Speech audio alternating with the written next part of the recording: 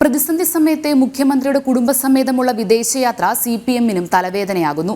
Party അറിഞ്ഞാണ് പോയതെന്ന് വിശദീകരിക്കുമ്പോഴും യാത്രയുടെ വിശദാംശങ്ങൾ പ്രധാന CPM നേതാക്കൾക്ക് പോലും അറിയില്ല. രഹസ്യമായി മുഖ്യമന്ത്രി വിദേശയാത്ര നടത്തുന്നത് ജനങ്ങളോട് എങ്ങനെ ന്യായീകരിക്കുമെന്ന ആശങ്കയും CPM-നുണ്ട്. അതേസമയം മുഖ്യമന്ത്രിയുടെ അസൗകര്യത്തെ തുടർന്ന് ഇന്ന് ഓൺലൈനായി ചേരാനിരുന്ന മന്ത്രിസഭാ യോഗവും മാറ്റി. ഞായറാഴ്ച പുലർച്ചെയാണ് മുഖ്യമന്ത്രി പിണറായി വിജയൻ കുടുംബസമേതം വിദേശത്തേക്ക് തിരിച്ചത്.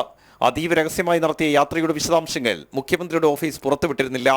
ആദ്യം ഇന്തോനേഷ്യയും പിന്നീട് സിംഗപ്പൂരും തുടർന്ന് UAEയും സന്ദർശിച്ച ശേഷം ഇനി മുഖ്യമന്ത്രി 22-നാകും കേരളത്തിൽ തിരികെ എത്തുക. സംസ്ഥാനം കനത്ത ചൂടുൾപ്പെടെയുള്ള പ്രതിസന്ധികൾ നേരിടുമ്പോൾ മുഖ്യമന്ത്രി കുടുംബത്തോടെ 2 ആഴ്ച മാറി നിൽക്കുന്നത് ഇതിനകം വലിയ ചർച്ചകൾക്ക് വഴിവെച്ചിട്ടുണ്ട്. പാർട്ടി അറിഞ്ഞാണ് യാത്രയെന്ന് CPM വിശദീകരിക്കുന്നുണ്ടെങ്കിലും ഇതിനെക്കുറിച്ച് പല നേതാക്കൾക്കും അറിവില്ല. തികച്ചും സ്വകാര്യമായ യാത്രയെന്ന വിശദീകരണം മാത്രം നൽകി ഇതിനെ എങ്ങനെ ന്യായീകരിക്കാൻ കഴിയുമെന്ന ആശങ്ക CPM-നുണ്ട്. ആരാണ് യാത്രയുടെ സ്പോൺസർ എന്ന ചോദ്യം കേന്ദ്ര വിദേശകാര്യ സഹമന്ത്രി V. മുരളീധരനും കോൺഗ്രസ് നേതാക്കളും ഉന്നയിച്ചിരുന്നു. ഇനി സർക്കാർ ചെലവിലാണ് യാത്രയെന്ന് തെളിഞ്ഞാൽ അതും തിരിച്ചടിയാകും. മാത്രമല്ല, ചൂടും വൈദ്യുതി മുടക്കവും കാരണം ജനങ്ങൾ പൊറുതിമുട്ടുമ്പോഴുള്ള മുഖ്യമന്ത്രിയുടെ യാത്ര ഇടതുമുന്നണിയിലും ചർച്ചകൾക്ക് വഴിവെക്കും.